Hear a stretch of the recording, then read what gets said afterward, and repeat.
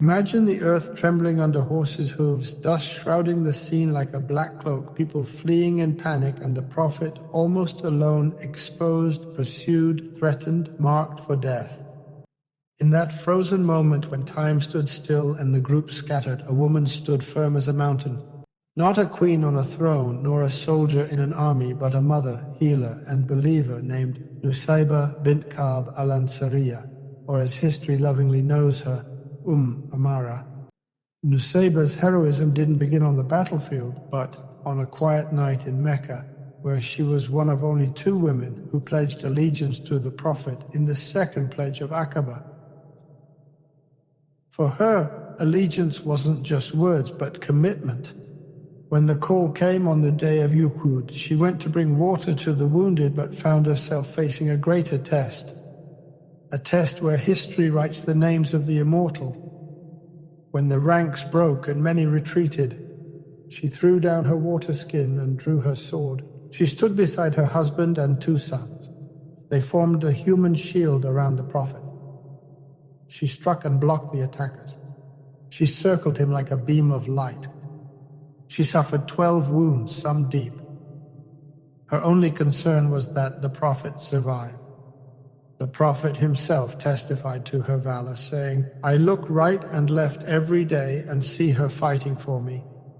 Her courage wasn't just a fleeting moment at Hudaybiyah, or at Khaybar, or at Hunain. She was always there. At the pledge of Ridwan, she stood under the tree renewing her covenant. Then came the day of leadership.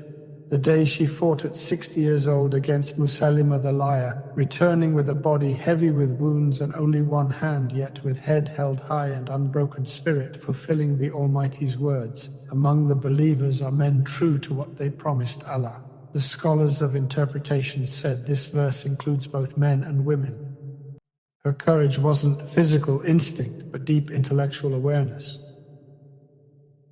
She was the one who cleverly asked the Prophet, peace be upon him, "I see everything mentioned for men, but nothing for women."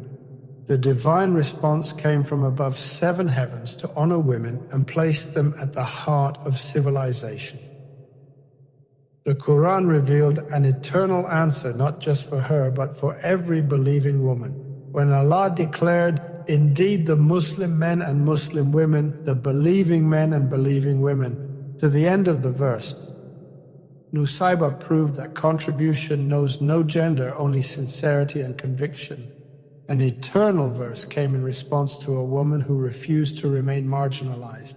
Nusseiba was the cause of divine equality between men and women in reward, immortality, and closeness to God. Imam Ibn Hajar said she was among the wisest and most virtuous of women. Her story holds great honor and distinction. Today, 14 centuries later, Amara's legacy still lights the path for those who fear then stand firm. She taught us true strength lies not in muscles, but in resolve. Muslim women weren't created just to be protected, but to protect, learn, strive, and leave their mark. If asked who changed the concept of heroism in Islam, say it's Nusseiba bint Ka'b, the woman who stood when men fell, who defended when many gave up, who was wounded yet stood alone, but remained to become a school of faith and a living testimony. Muslim women were never marginal in history.